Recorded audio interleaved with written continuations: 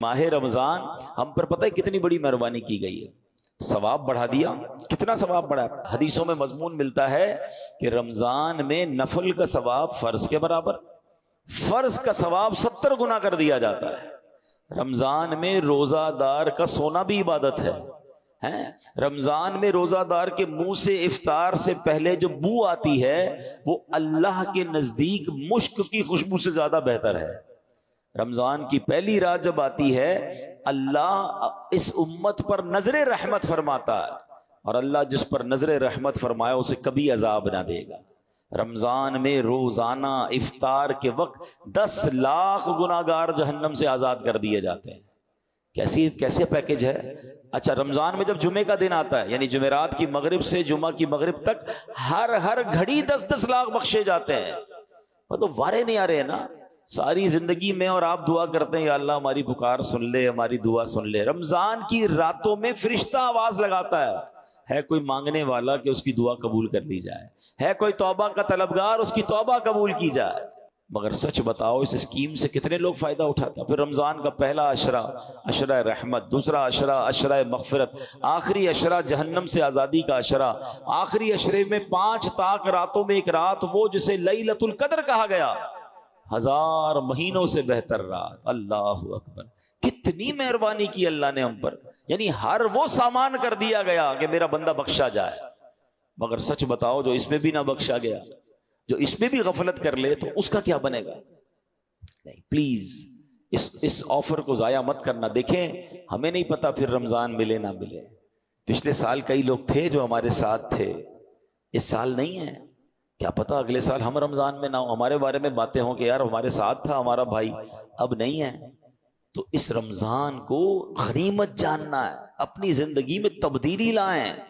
زندگی پڑی ہے کھانے گھومنے پھرنے کمانے کے لیے، لوگ رمضان میں پیسے کمانے کی پلاننگ کرتے ہیں، نہیں، ساری زندگی پڑی ہے یار یہ کام کرنے کے لیے۔ اس مہینے میں عبادت، اللہ کو راضی کرنا ہے، اتنے گناہ ہیں، اتنی خطائیں، اب تو توبہ کرنی ہے نا۔ کہ رمضان میں نمازیں پڑھوں اور عبادتیں کروں۔ رمضان میں نیت کریں کہ ساری نمازیں باجماعت پڑھیں اور پوری تراویح پڑھیں۔ ہاں یہ بڑی گڑبڑ ہو گئی ہے آج کل، لوگ تراویح میں ڈنڈی مارنا لگ گئے۔ ایک تو ٹرینڈ آ گیا 3 روزہ تراویح، 5 روزہ تراویح، 7 روزہ تراویح۔ ٹھیک ہے اگر آپ 3 روزہ 5 روزہ پڑھ رہے ہیں، لیکن اس کا مطلب یہ نہیں کہ اس کے بعد باقی تراویح معاف ہو گئی ہے۔ تراویح چاند رات تک، عید کی چاند نظر آنے سے پہلے پڑھنی ہے۔ جس دن چاند نظر آ گیا اس دن نہیں پڑھنی، باقی پڑھنی ہے، اور 20 رکعت پوری پڑھنی ہے، کہ یہ سنت مؤکدہ ہے۔ اچھا اس کے علاوہ سمجھیے نا، حدیث پاک میں آتا ہے جس کا مضمون ہے کہ جو رمضان میں ایک سجدہ کرے اس کو ایک سجدے کے بدلے 1500 نیکیاں ملیں گی۔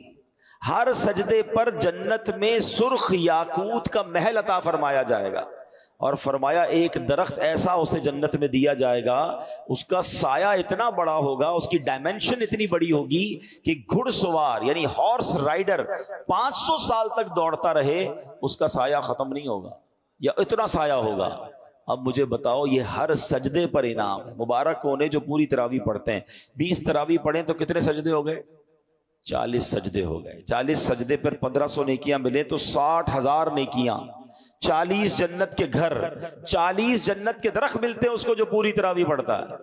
اب کچھ لوگوں نے 8 پڑھ کے چلے جانا ہے، تو خود سوچیں کتنا بڑا لاس کر رہے ہو اپنا۔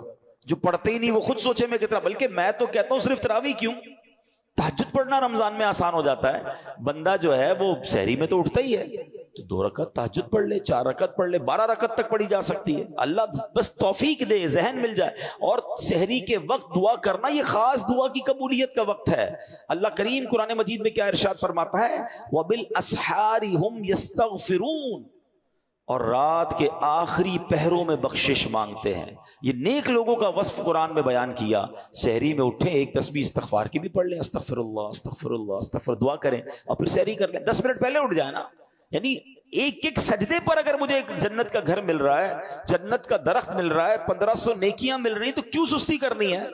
ساری رات گھومنا پھرنا، کرکٹ کھیلنا، پتہ نہیں کھانا پینا، اسی میں قوم لگی ہوئی ہے۔ نہ کریں ایسا۔ ساری زندگی آپ کھا پی سکتے ہیں، رمضان اس لیے نہیں ہے۔